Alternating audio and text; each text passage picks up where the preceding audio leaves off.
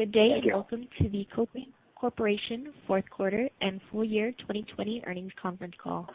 Today's conference is being recorded. At this time, I'd like to turn the conference over to Chief Financial Officer, Rich Schneider. Please go ahead, sir. Thank you, operator. Welcome, everyone, and thank you for joining us this morning. John will begin today's call with a discussion of the market environment that we see and our progress in executing our strategy, inclusive of sales activity and technology development. I'll go through the fourth quarter results at a high level. John will conclude our prepared remarks, and they'll be happy to take your questions. I'd like to remind everyone that during today's call taking place on Tuesday, March 2nd, 2021, we will be making forward-looking statements as defined in the Private Securities Litigation Reform Act of 1995. These statements are based on the company's current expectations, projections, beliefs, and estimates, and are subject to a number of risks and uncertainties that could cause actual results to differ materially from those forward-looking statements. Potential risks include, but are not limited to, demand for our products, operating results of our subsidiaries, market conditions, and other factors discussed in our most recent annual report on Form 10-K and other documents filed with the Securities and Exchange Commission. The company undertakes no obligation to update the forward-looking statements made during today's call. And with that, I'll turn the call over to John. Good morning. Thank you for joining us to discuss our fourth quarter and 2020 results. I want to start by expressing our hope that you and your families continue to stay well and safe during this pandemic time. We are delighted to have finished 2020 with very strong results on both our top and bottom lines, with full-year revenue growth of 36% year-over-year and increased efficiencies in our operations. Our fourth quarter 2020 revenue growth was particularly strong, growing to 60% from a year ago to $13.9 million. We also made great progress in streamlining our cost structure, along with increasing our product yields and production efficiency, resulting in a net income of $1.3 million for the fourth quarter of 2020. We are very proud of this achievement. While the company worked hard to achieve these wonderful results, our focus is on the longer term. As demonstrated by our target increase in R&D spending, which we believe will position the company well for the coming era of AR and VR. This could be once in a decade occurrence, a radical transformation from handheld devices to hand-free devices. Now, let's back to a more detailed discussion of our business.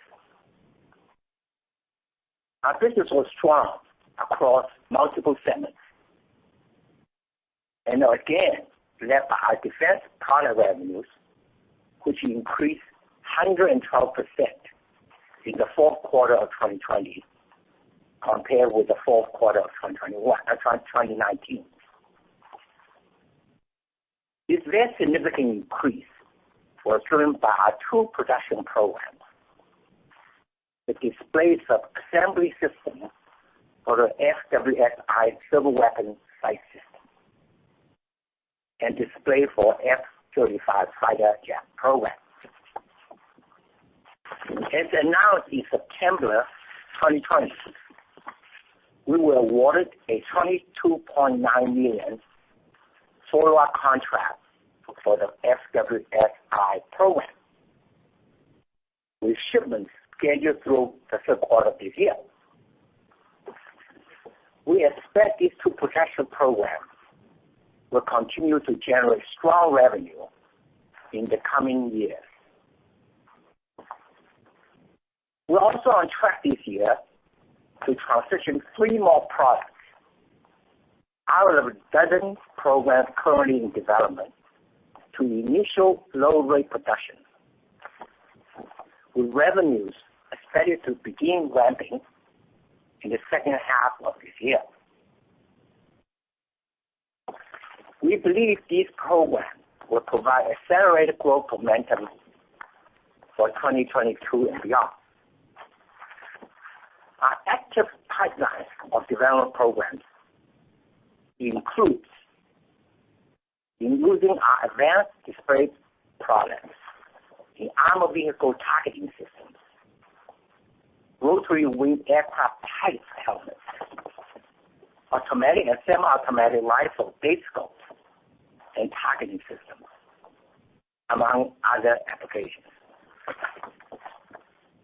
These programs are related to AR/VR and are all using our advanced micro displays, and also increasingly utilizing our sophisticated optical systems, electronics, and dust-free assemblies. We believe we're the sole source supplier to most of these programs. In the fourth quarter, we saw solid growth in our industrial wearables, led by sales to RealWear, located in Washington State, along with sales to 3D metrology applications. The ability to collaborate with remote experts is important, and we are seeing increasing activities in this segment. For example, in Q4, we announced that Everything, a European company, has designed our micro display optical modules for its smart glass product. For 3D metrology applications, our unique ferroelectric LCOS micro displays are very suited for industrial 3D automatic optical inspection, which we call AOI equipment. Due to the increasing quality requirements of the complex electronic circuit boards used in the coming generation of electric vehicles and 5G phones, 2D AOI inspection machines are now being replaced by 3D inspection machines. This market is still in its early stages of growth. Our main competitor in this application is Texas Instruments, DMD, Digital Micro Mirror Device. We two market leaders currently have similar market shares. We expect both industrial wearable revenue and 3D metrology will continue good growth in 2021 and beyond. However, revenue from sales of products for public safety applications were down in the fourth quarter of 2020, which we believe was attributable to the negative impact of COVID-19 on municipal budgets.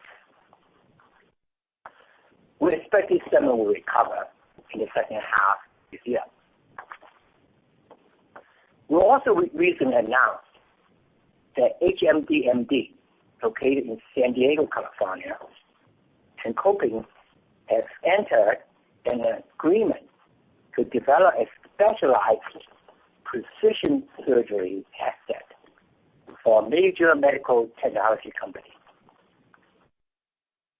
This is our initial entry into the expanding use of AR headsets for medical applications.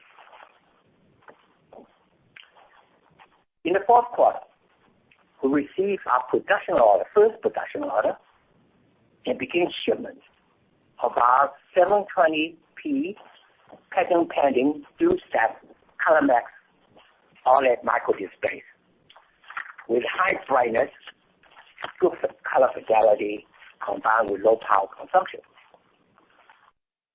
High brightness and color fidelity are critical for high-performance AR VR, and mixed reality headsets. We also announced our Lightning 2.6K and 2.6K micro OLED display on chip was incorporated in Panasonic VR glasses, which were shown at CES 2021.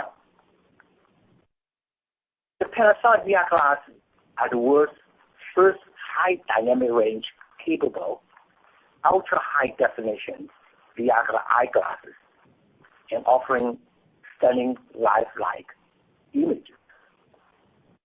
The glasses have a very small form factor thanks to our advanced 1.3-inch display and our proprietary slim pancake optics jointly developed by 3M and Kopin, making them much smaller and lighter than the large, bulky headsets traditionally and currently used for VR.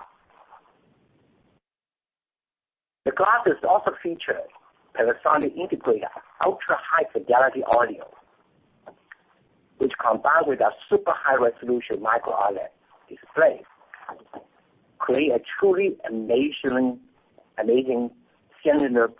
sensory experience for viewing sports, content, or games. We're very excited about our progress and believe all these wins in defense, industrial, medical, and consumer AR VR will fuel our growth in 2021 and beyond. Kopin has always been a very innovation company at our core. We continue to be a leader in the next generation of micro display technology. An example of this is our recent announcement of a multi-year agreement with Japer Display to develop super bright monochrome LED micro displays. Japer Display, based in Shanghai, China, is a leader in micro LED displays.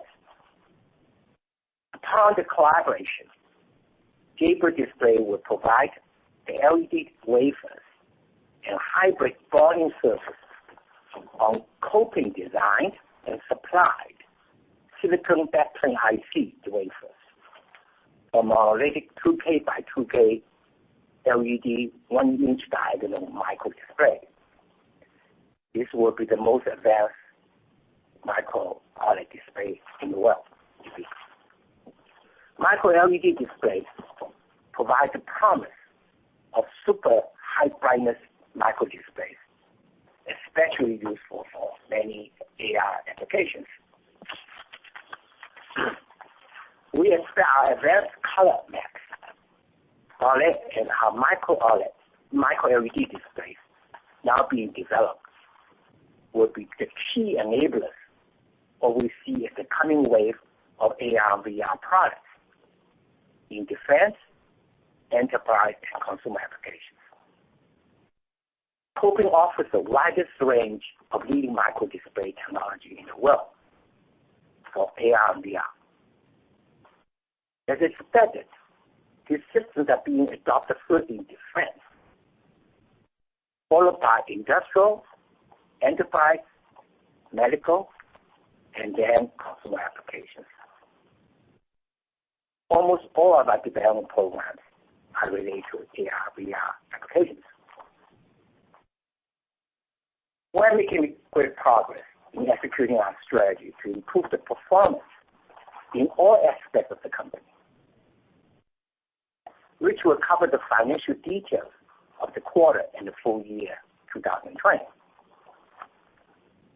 However, I want to end by sharing how pleased I am to have matched our strong revenue growth with significant dollar line improvement by still significantly increasing our R&D activities. In fact, in the fourth quarter, we achieved profitability and generated cash while growing revenue by 60%. I want to convey we will remain profitable. I don't want to convey that we will remain profitable throughout 2021 as we are ramping up several new defense production programs, and will continue aggressively to invest in our micro LED and micro OLED displays, as well as advanced optics and specialized electronics. It is very encouraging to see the progress we achieve across the board in our technology, in our operations, and in our financial strength. We look for this trend to continue. Now we'll turn the call to Rich to review the financial details. Thank you, John. Beginning with the results for the fourth quarter of 2020, total revenues were $13.9 million compared with $8.7 million for the fourth quarter of 2019, a 60% increase year over year.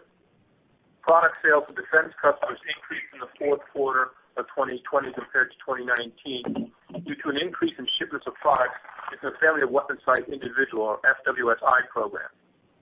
FWSI revenues increased in 2020 over 2019 by 177%. Cost of sales for the fourth quarter was 65% of product revenues compared to 81% for the fourth quarter of last year. Cost of product revenues decreased as a percentage of revenues in 2020 as compared to 2019 due to higher volumes and improved manufacturing efficiency.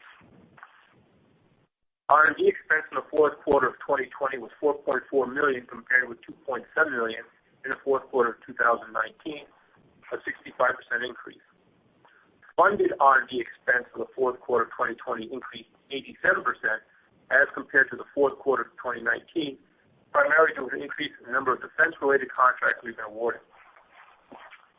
SG&A expenses were $2.4 million in the fourth quarter of 2020 compared to with $4.5 million in the fourth quarter of 2019, a reduction of 47%. SG&A for the fourth quarter of 2020 decreased as compared to 2019, primarily due to a decrease of $1.2 million in professional fees and $500,000 in bad debt expense. Other income was approximately $286,000 in the fourth quarter of 2020 as compared to an expense of $3.7 million in the fourth quarter of 2019. In 2020, we recorded approximately $300,000 of foreign currency gains compared to $200,000 of foreign currency gains in 2019. In the fourth quarter of fiscal year 2019, we recorded a non-cash $600,000 gain on equity investments, which was offset by an impairment charge of $5.2 million on an equity investment. Turning to the bottom line, our net income attributable to controlling interest for the quarter was approximately $1.3 million or 2 cents per share, compared with a loss of $7.3 million or 9 cents per share for the fourth quarter of 2019. Here are the results for the full year. Total revenues for 2020 were $40.1 million compared with $29.5 million for 2019, a 36% increase. Product sales to defense customers increased in 2020 compared to 2019 due to an increase in shipments of products of the FWSI program and the Joint Strike Fighter program. FWSI and Joint Strike Fighter revenues increased in 2020 over 2019 by 167% and 139%, respectively. Cost of goods sold for 2020 was 75% of product revenues compared with 103% of product revenues in 2019. Cost of product revenues decreased as a percentage of revenues in 2020 as compared to 2019, primarily due to improved yields from our manufacturing process. In addition, 2019 was our initial production of FWSI program, and we experienced initial low yields on the program.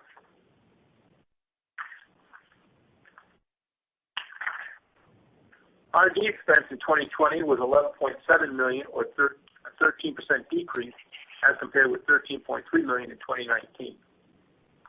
Funded R&D expense for 2020 increased as compared to 2019, primarily due to an increase in the number of defense-related contracts we awarded.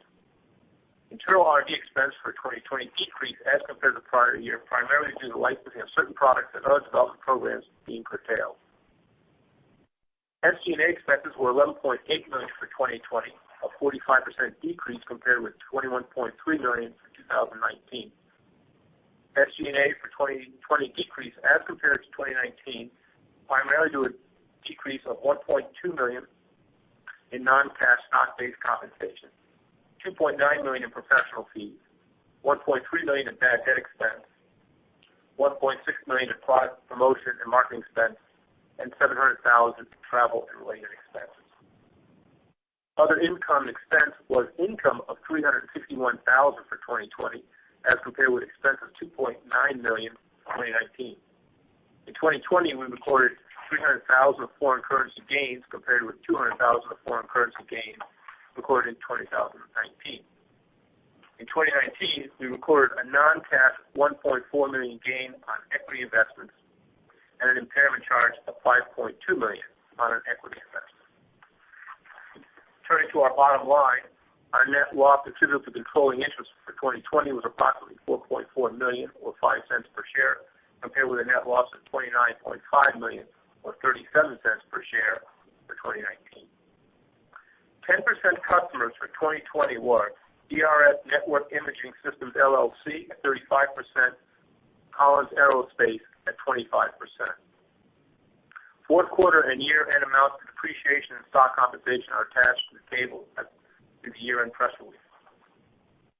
In the fourth quarter of 2020, we issued 1.9 million shares of our common stock under our at-the-market, or ATM, equity program for $4 million in gross proceeds, or $2.05 per share, before deducting broker expenses of approximately $100,000. The net proceeds from the sale of common shares are used for general corporate purposes, including working capital. In January of 2021, we sold 2.4 million shares of our common stock for gross proceeds of $16 million, or $6.66 per share, before deducting broker expenses paid by us of $500,000. This completes our ATM program. The amounts discussed above are based on our current estimates, and listeners should review our Form 10-K for the year ended December 26, 2020, for any possible changes and, of course, additional disclosures. And with that, operator, we'll take questions. Thank you. If you'd like to ask a question, you can press star 1 on your telephone keypad. Again, if you'd like to ask a question, that's star 1. And we'll take our first question from Glenn Matson from Ladenburg Thalmann. Hi, good morning, and thanks for taking the question, and congrats on the results. Thank you. So, curious first on the defense business for the FWS-I. You mentioned the $23 million award that's going to ship through Q3, but was there a bit of a budget flush related to that deal? Can you give us a sense of how much is left as we go into 2021 from that contract? No, I don't think we'll disclose the actual balance due, but we have shipments scheduled through October on it under the current PO.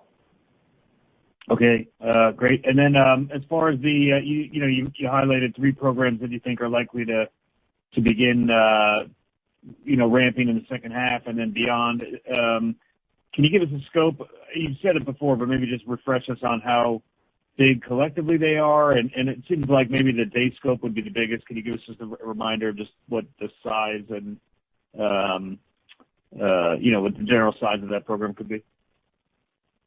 Well, as it affects 2021 results, they'll come in the second half of the year, and it's going to be low-rate initial production. So I understand you're asking about the total program, but just to give you the 2021 results. So we're not expecting significant revenues from those programs, with the exception of one. One possibly could be meaningful this year, but they'll all be low-rate initial production to start off. And as John said in the press release and prepared remarks, they're really designed to propel our 2022 growth. Now, turning to the specific programs, if you use FWS-I as kind of a benchmark, the day scope could be significantly bigger, and then the other programs are probably slightly less. Yeah, this is John. I would like to make a comment on this. Our programs are really divided in several areas.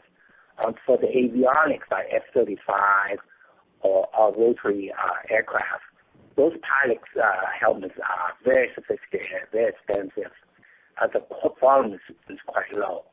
However, for the day scope or FWSI for soldiers, so their quantities in many ways are similar to the quantities for the enterprise applications. They are talking about tens of thousands a year. So these are very significant quantities. The price points are a little bit lower, certainly lower, but volume is very large. So we actually prepare ourselves to make very, very high quality samples for avionics, also high volume samples for soldiers.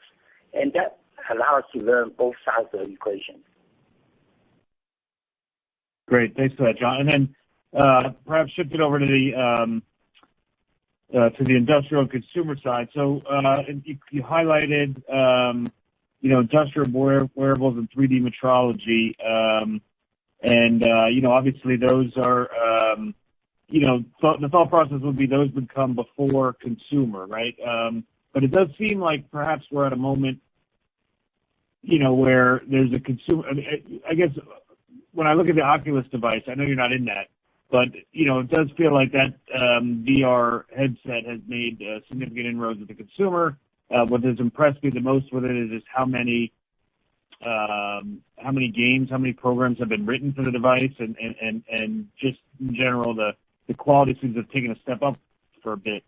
So I guess my question is, John, do you see this as maybe like a significant shift in the market and a significant moment where maybe kind of like an iPhone moment where over the next few years there'll be a lot of devices coming out and the VR market could really, take off from here? Yeah, Glenn, it's a very, very good question. I think it's a time to really outline our strategy as well as what I see in the market right now. The first was used in defense. It's all AR and VR related. They're rugged, they pay higher price, but they want high performance. Then we see enterprise, like RealWear and a whole bunch of smart glasses, Google Glass included. And then we are seeing medical. We are seeing becoming specialty medical AR glasses. And people want us to build it because, not only that we have good display in electronics and optics, but we also know about ergonomics. But now we begin to see the replacement, not replacement, but I would say high-end type of Oculus glass. Panasonic is a very good example. The Oculus Quest 2 is a very good device. I'm actually amazed how good they are. And they're selling quite a lot. I think they sold about 1 million units last quarter, fourth quarter. But they have problems too. I mean, they're too heavy, too big. It has good image, but people want better image. It is pretty fast, but still has latency. Okay, so there are a lot of those things are there, and obviously they're going to improve. But I think Panasonic and several other companies now are trying to do a quantum jump on it. And that market will, if you do a quantum jump, the market will not be a 1 million a quarter. It could be, who knows, the number will be very big. And that's what we're targeting now. And I don't think it's that far away. My prediction is maybe next year you will see some, end of this year, beginning next year. Panasonic is definitely planning for that. The game changer will come. That's great color, John. Thanks. I'll step back in the queue.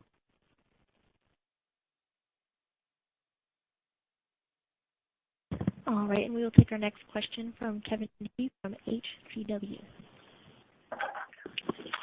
Morning, gents. Thanks for taking my questions. I think the big elephant in the room, John, is, and I think I understood you correctly, regarding what you think Kopin will be positive for the balance of this year. Did I hear that correctly? Could you add some more color to that and maybe give us some, revenue boundaries on how you expect that to happen, given that most of the new stuff you're speaking to, the 3 new programs are coming on to bolster second half 21 revenue? Yeah, I will make a few comments. I think I'll leave it to Rich to talk about it. I mean, we have 3 new programs coming in. From the experience we have on the FWSI, which going to really start production last year, 2019 actually, and then go to more full production 2020. There are learning curves to be paid. So we are now putting new equipment and new process in there. Plus, going back to the question that Glenn has, the AR/VR adoption cycle, especially for consumers, has been really brought in. We are really talking about maybe brought in maybe 2 or 3 years because of the pandemic. So accordingly, we actually increased our R&D development program for people. And I think all these things make this year, I'm not entirely certain, but we're going to be much better, continue to get better than last year. And I think Rich can comment on that, Rich. Yeah, just to clarify, so John indicated that he was not expecting profitability for the year. That's not in our forecast right now. Just to shine a little light on Q4, where the revenue came out very, very strong. But understand that if you look at the P&L, R&D revenue was very strong. And as we've announced, we have a number of collaborations going on to develop technologies for new products. And one of the issues with that is that to the extent that these are customer-funded development programs, and most of them are, to the extent a subcontractor invoices us, we essentially can pass that invoice through to the customer and it shows up as our revenue. And so since it was year-end, we had a number of vendors who sent in a significant number of invoices. So, frankly, the revenue was a couple $1 million higher than we probably would have expected, but that was really just pass-through of revenue from contractors. Now, we do get a margin on that number, so it did help the profitability equation. So that was one of the factors that drove our profitability. The rest, margin improvement, was a result of our efficiency efforts. And again, to John's point, the learning curve on FWSI tells us to be cautious with the learning curve on these new programs because we are still in a pandemic situation, and we still have to continue to work with our supply chain. We're not seeing the same type of issues that we saw a year ago, but from time to time we do get a notice that some supply is slowing down. And so, which actually to us makes our results even more impressive that in the pandemic we were able to produce the results we were. So we're being cautious, and as John indicated, we are still investing significantly in micro OLED and micro LED because that's where the big money is going to be in the future. Yeah, I think it's important to mention that micro LED is one of the hardest things right now people are pursuing. We obviously are involved with people and fund R&D on it. In addition to that, we also have many contractors developing these very difficult technologies. Okay, John, and thanks, Rich. Appreciate the color. I apologize for misunderstanding and prepared remarks. Could you dive in a little bit on the yield improvement? Obviously, it's tied into your commentary regarding FWSI, but I'd like to understand a little bit more about that, and I'd like to understand how you expect that improvement to translate to some of the other programs you're working on, primarily on the enterprise side. Because I think I've lost track of which technology you're using there. Yeah, I think it's a very good question. FWSI is really different from the F-35 program. F-35 program, we currently, most of our products deliver is a display. The FWSI is a full eyepiece, basically. We have display, optics, very hermetically sealed assembly. So we have to go through a whole different type of process, quality control, and these units are also very different. F-35 makes a few thousand a year. Now it will be tens of thousands a year for FWSI. So it's a different type of process to learn. Now the new three programs coming in are mostly like the FWSI. So we have learned the lessons, but they are different products, and none of them are the same. So it's a different product, and we believe we're going to be some learning curve to pay. But we have mastered the process, last year producing SWSI. It's wonderful success, a lot of credit on.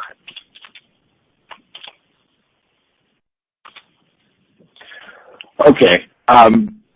Is FWSI based on LCOS technology? I guess maybe that's the best way to try to get to where I was going. Yeah, the FWSI is using our proprietary patented LCD process. Okay. Can you talk a little bit about more, sorry, John, a little bit more about Jade Bird? Understand micro LED, but what makes you feel, or what makes you feel so strongly about that technology emerging as maybe the foremost in the industry, and how do you see it supplanting micro OLED? It is also a very insightful question, Kevin. It looks like the situation right now. Okay, again, this is my personal view. My feeling in the AR, VR, the first thing to come in the consumer will be VR. The Oculus Quest 2 already indicate that. In the case of VR glass, that the display they need, I can describe what the display people want for the VR, the next generation of VR, is micro OLED. Should be bright, but it doesn't have to be super bright. Should be extremely fast. Has to be fast for no latency.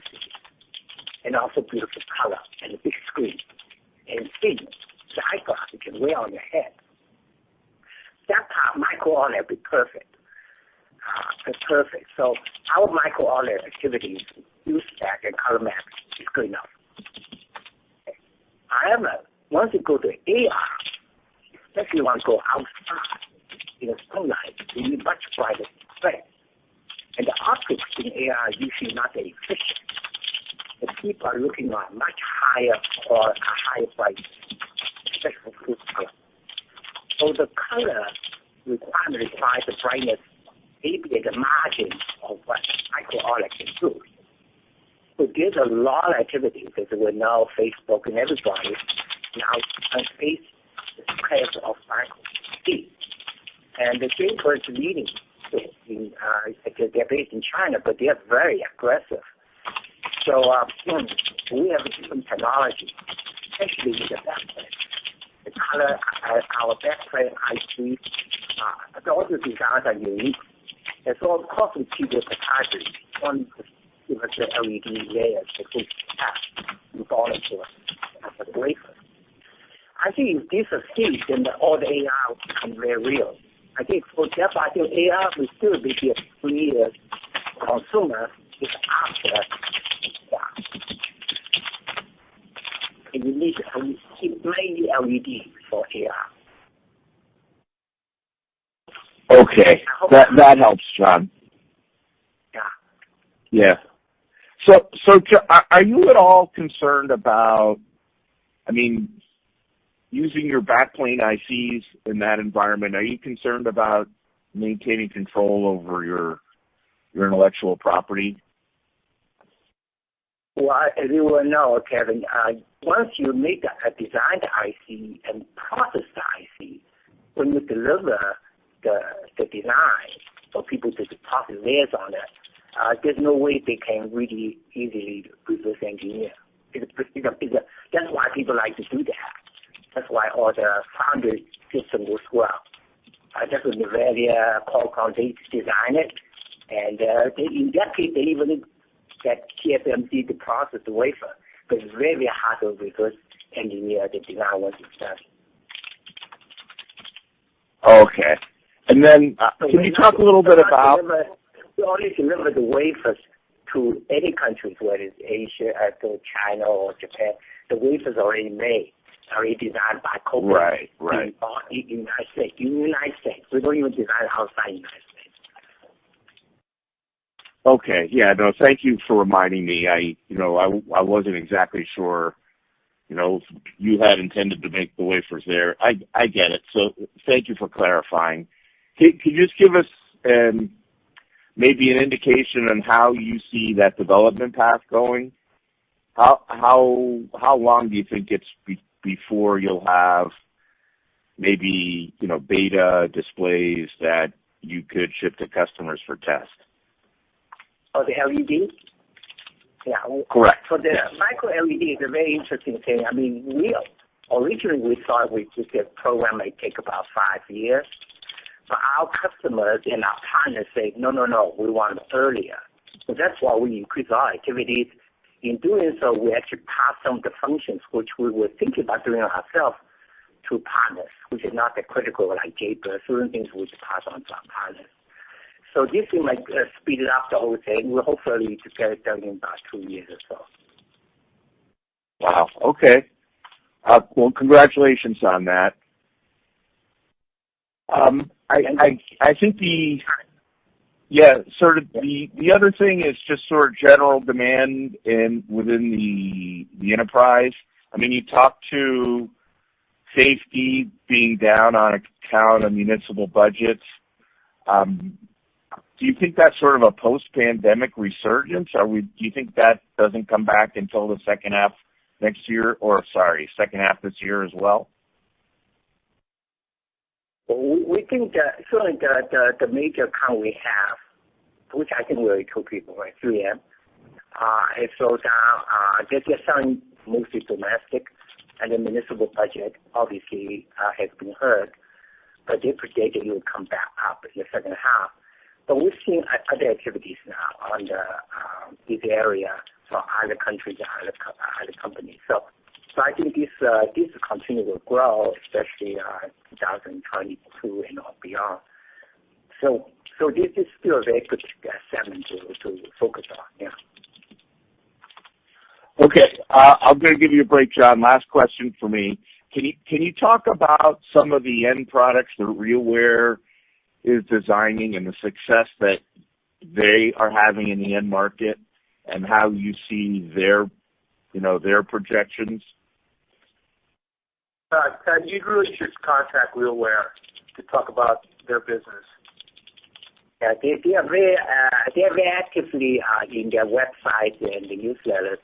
They're obviously very successful right now, and we're the sole supply to them. We know they're very good right now. We're cheering for them. Okay, fair enough. Thank you very much, gentlemen. I appreciate you entertaining my questions.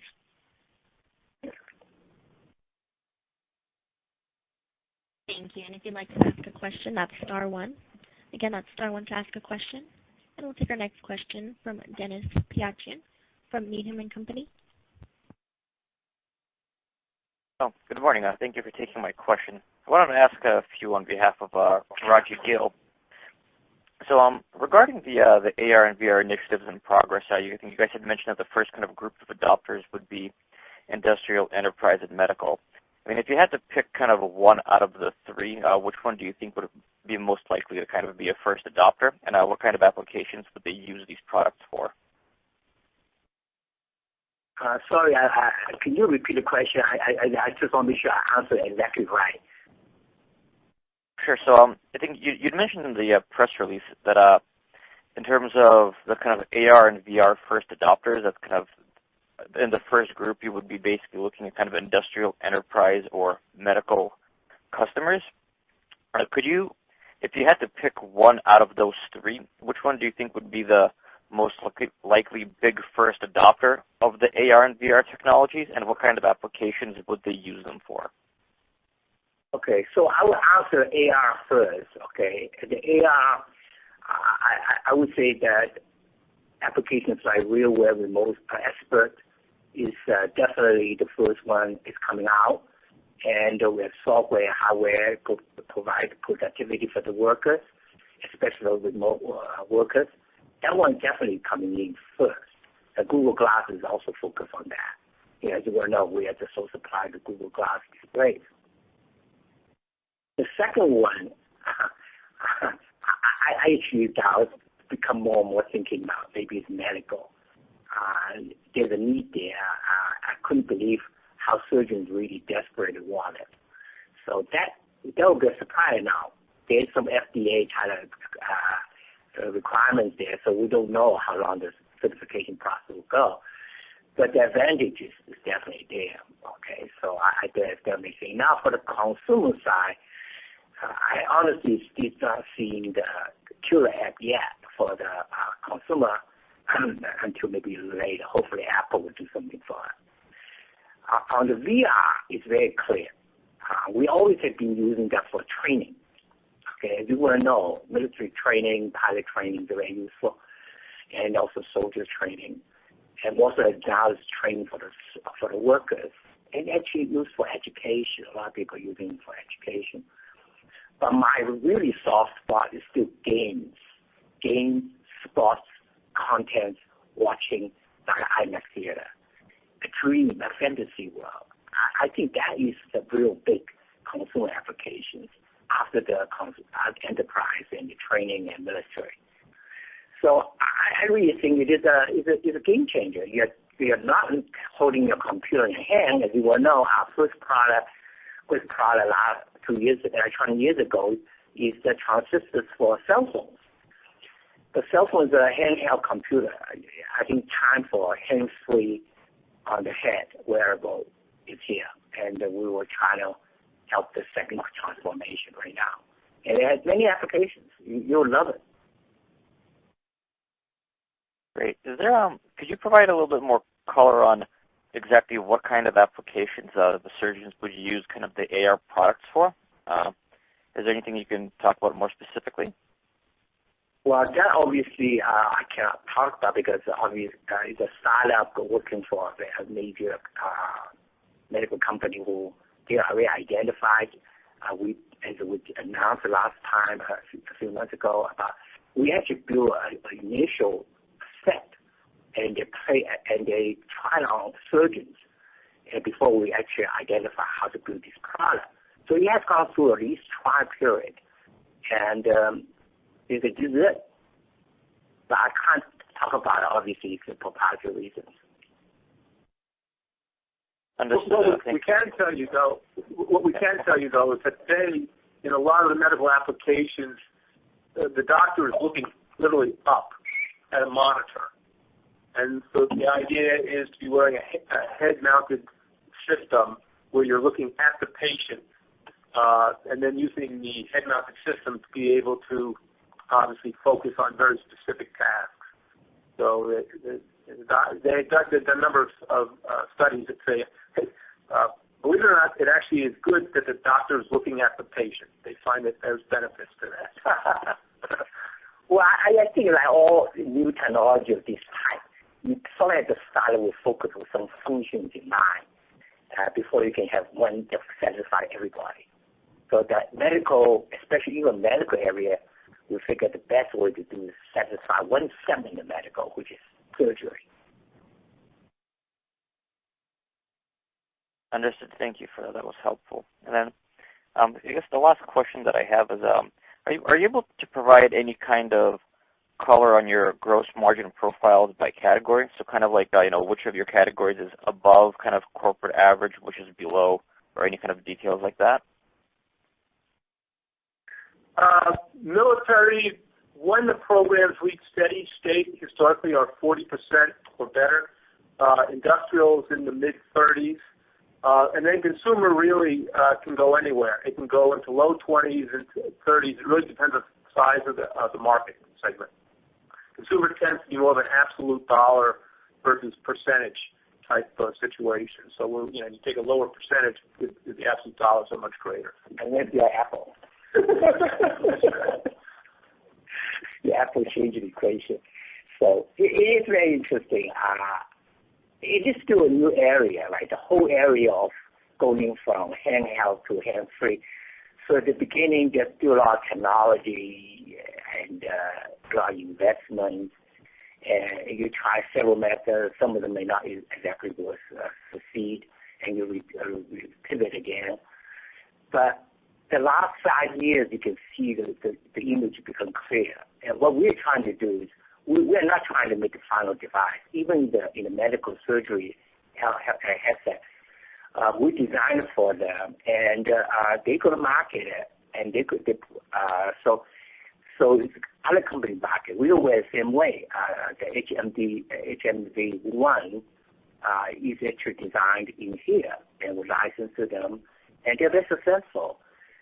You use our display, you use our optics, use our electronics. I think this is all very good. It's a win-win situation for everybody.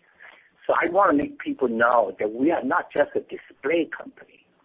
We are displays are core, but we now have optics, electronics, ergonomics, and also we know because of the military reasons, we already know how this headset should be done and how it can be worn, how it can be used and rugged.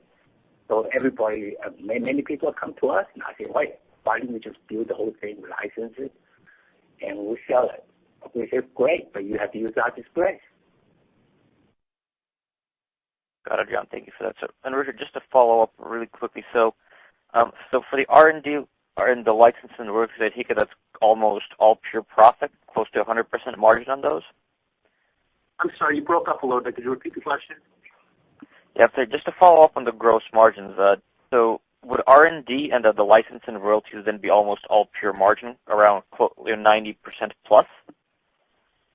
The royalties is pure profit. There are margins on the R&D contracts, and the margin varies by contract. We try to look for contracts that fit along our technology roadmap, and so sometimes as long as the contract just pays for itself, that's good enough for us because it's providing valuable technology. Because in most cases, we retain the technology rights to what's developed. So essentially, we're getting it funded for free. Yeah. Got it. Perfect. That's exactly what I was looking for. Thank you, John, then. Yeah, all the questions that I had. Yeah, I think with this business model, as we see more people asking us to help them to design the device for them. So we usually have royalties, and actually many times we even have equities together with selling products to them, and also they're sticky. With the government, same way. Most of our new programs all have complete eyepieces, maybe even complete device, the whole headset, and they're so very, very sticky. So that's what we are almost all so soft now. Got it, John. Thank you. Those are all the questions that I had. I will jump back in the queue. Thanks.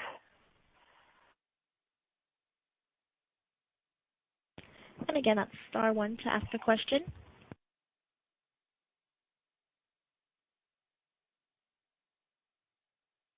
And we'll take our next question from Craig Rose from Axiom. Hello, John. Craig from Axiom. What can you tell us about Solos, the progress you've made there, the product that you recently introduced, and then how do you see the trajectory of the advancements of that product in the future? Which product you have in mind? We have several. So the smart glasses, the Solos, the AR glasses. It's actually, that's a deep in my heart. I have to say, I've been wearing Solos every day, at home. And this generation, the first generation of Solos, I use for listening to music, making phone calls, and making Zoom calls.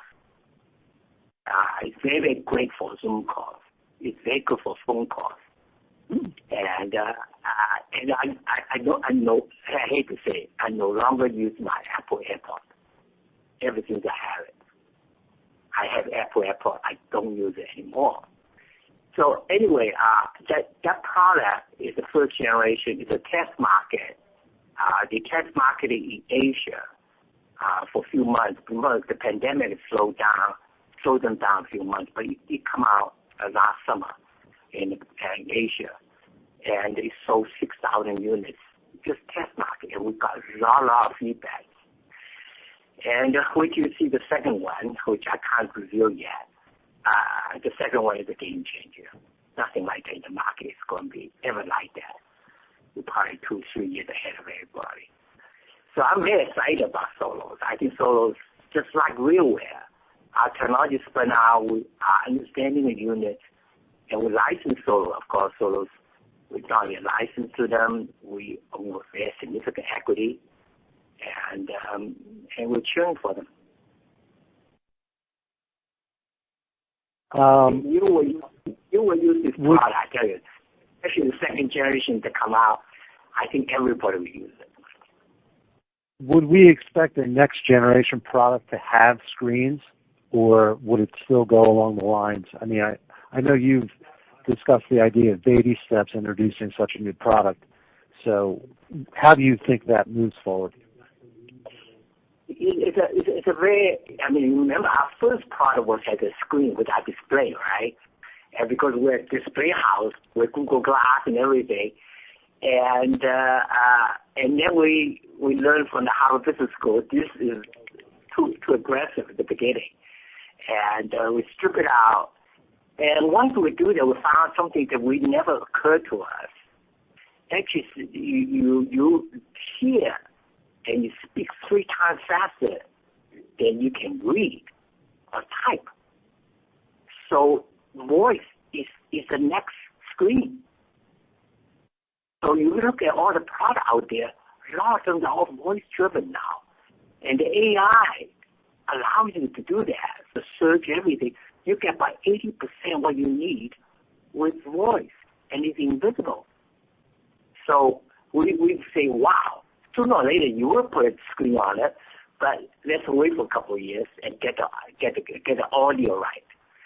So yeah, I think sooner or later you may want to stick in a display. We're a display house too, so I think the voice will go on for the next 2 years. Okay. And do you think a Gen 2 product would be, is it a 2021 event or is it a 2022 event? In the next couple of months. We'll catch the Christmas. Okay.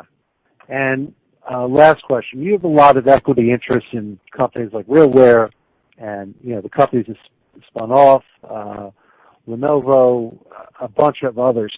If those companies such as RealWear go out and, this is more of an accounting issue, if they go out and have funding rounds, are you required to update the value of your shares or your equity interest in that company based on the newest funding round?